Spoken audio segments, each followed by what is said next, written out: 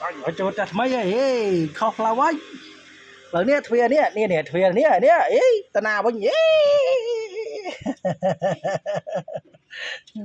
ta nào với nhỉ ăn tao ấy bạ rồi chứ wow wow wow wow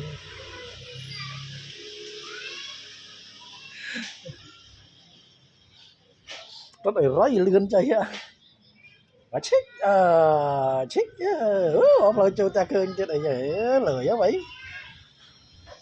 dạ tên năng ấy bạn chả ba nó chập phật dài lại nó phải là hà đó ọt chưa lên á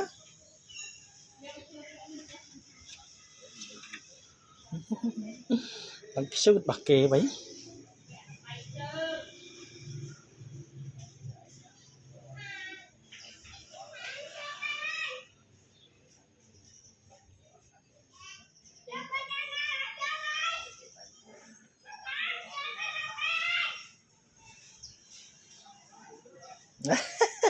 kìa luôn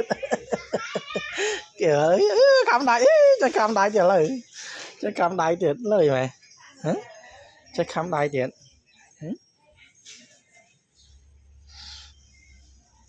ấy khó té hai té nè mà đào mới đây